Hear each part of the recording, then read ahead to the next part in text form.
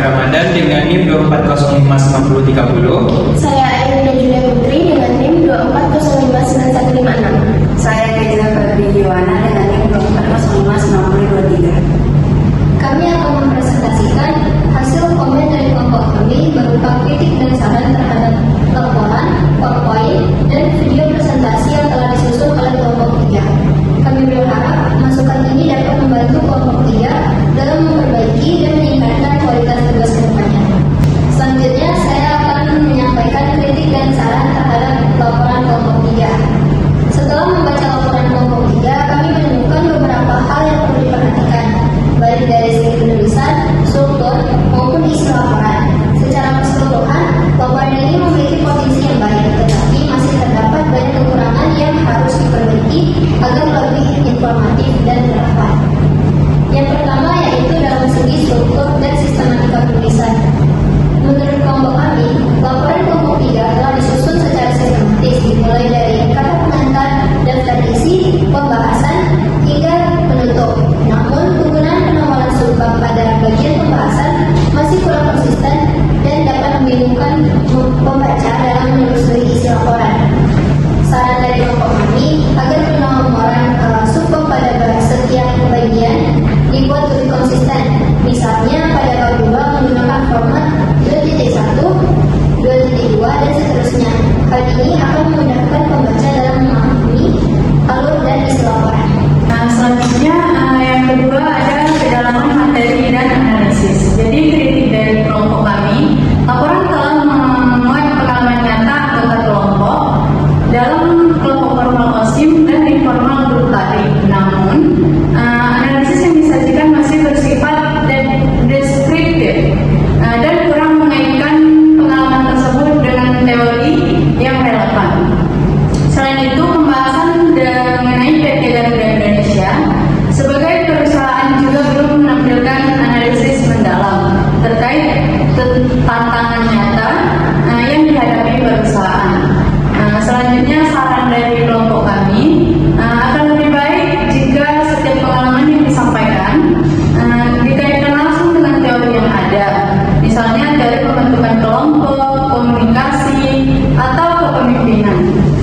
Pada pembahasan perusahaan disarankan untuk menambahkan analisis SWOT atau membahas tantangan aktual yang dihadapi PT Garuda Indonesia agar kajian menjadi lebih komprehensif dan aplikatif. Yang ketiga, mengenai referensi dan daftar pustaka. Kritik dari kelompok kami, daftar pustaka yang digunakan masih terbatas dan sebagian besar bersumber dari pengalaman pribadi. Jadi saran dari kelompok kami sebaiknya menambah referensi dari buku teks, jurnal, atau artikel ilmiah untuk memperkuat landasan teori dari analisis dalam laporan. Selanjutnya, kritik dan saran terhadap presentasi PPT kelompok 3. Yang pertama ada desain dan visualisasi. Menurut kelompok kami, desain PPT yang digunakan terkesan sederhana, namun kurang menarik secara visual. Selain itu, ada beberapa slide yang terlalu padat dengan teks sehingga kurang efektif dalam penyampaian pesan utamanya. Saran dari kelompok kami, gunakanlah template yang lebih profesional dan konsisten. Juga tambahkan elemen visual seperti gambar, diagram, atau tabel untuk memperjelas materi dan menarik perhatian audiens. Hindari juga menuliskan paragraf panjang di slide, cukup gunakan poin-poin pentingnya saja. Yang kedua ada penyampaian materi. Kritik dari kelompok kami, materi dalam PPT cenderung bersifat deskriptif tanpa adanya penekanan pada poin-poin penting yang perlu diingatkan oleh audiens. Saran dari kelompok kami, sajikanlah ringkasan teori dan juga hasil analisis dalam bentuk poin-poin utama. Tambahkan slide khusus yang berisi kesimpulan dan saran agar audiens dapat menangkap inti presentasi dengan lebih mudah. Yang ketiga, penyajian struktur PT Garuda Indonesia. Menurut kelompok kami, pada slide 10 yang membuat tabel mengenai struktur organisasi PT Garuda Indonesia, informasi yang disajikan kurang terlihat jelas. Hal ini memungkinkan disebabkan oleh ukuran font yang terlalu kecil atau kontras warna yang kurang memadai antara teks dan latar belakang. Untuk memastikannya, pesan dapat tersampaikan dengan baik kepada audiens. Disarankan agar tampilan tabel tersebut diperjelas, misalnya dengan memperbesar ukuran teks, penyederhanaan elemen visual, atau menggunakan kombinasi warna yang lebih kontras. Selanjutnya itu kritik terhadap video presentasi dari kami kelompok 3. Yang pertama, di bagian struktur dan alur presentasi, penyampaian materi dalam video telah mengikuti urutan yang logis, dimulai dari pembukaan, pengenalan anggota, penjelasan materi hingga penutup. Namun demikian, transisi antara pembicara masih belum berjalan dengan mulus. Pergantian topik terkadang terasa mendadak sehingga berpotensi untuk membingungkan audiens.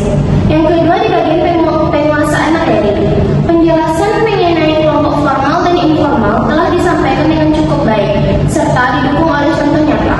Namun beberapa bagian penyampaian materi masih terkesan dibacakan, bukan dipahami secara mendalam. Di bagian kualitas audio dan visual, secara umum kualitas audio sudah cukup baik, meskipun terdapat beberapa bagian yang kurang jelas akibat adanya suara latar. Di bagian kerjasama tim, terdapat anggota yang berbicara cukup lama dan ada juga yang tidak dapat bagian untuk berbicara. Kondisi ini dapat menimbulkan kesan kurang optimalnya kerjasama dalam tim. Yang kelima itu ada di bagian ketidaktuntasan penyampaian materi. Video yang disajikan tidak selesai hingga akhir, sehingga materi yang disampaikan menjadi terpotong dan tidak utuh. Hal ini menyebabkan audiens tidak memperoleh pemahaman yang lengkap terhadap topik yang dibahas. Yang keenam yaitu di bagian kurangnya penutup yang jelas. Tidak adanya bagian penutup dalam video membuat presentasi terkesan kurang profesional. Penutup sangat penting untuk merangkum poin-poin utama dan memberikan kesan akhir yang baik untuk audiens. Selanjutnya yang kelima, saran terhadap video presentasi kelompok 3. Yang pertama itu, perbaiki transisi antar pembicara. Disarankan agar transisi antar pembicara dilatih agar lebih natural, misalnya dengan menambahkan kalimat pengantar sebelum berpindah ke pembicara berikutnya.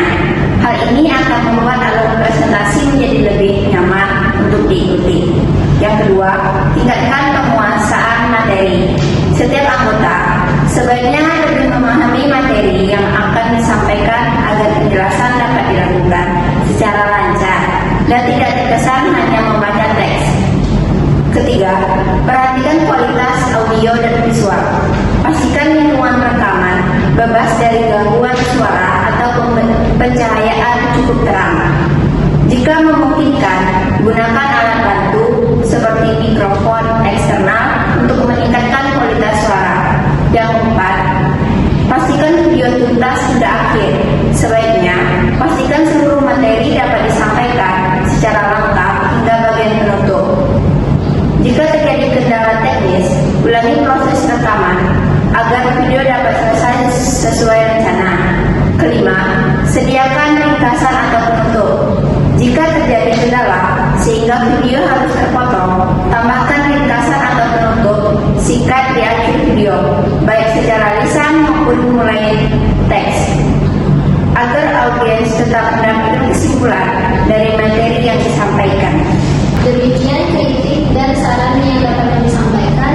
Semoga masukan ini dapat bermanfaat dan membantu kelompok 3 dalam meningkatkan kualitas tugas berikutnya. Terima kasih atas perhatiannya. Assalamualaikum warahmatullahi wabarakatuh.